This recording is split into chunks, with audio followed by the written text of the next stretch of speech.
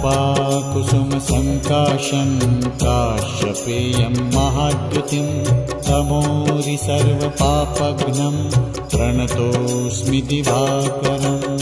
ॐ ह्रां ह्रीं ह्रौं स्वः सूर्याय नमः। ॐ ह्रां ह्रीं ह्रौं स्वः सूर्याय नमः।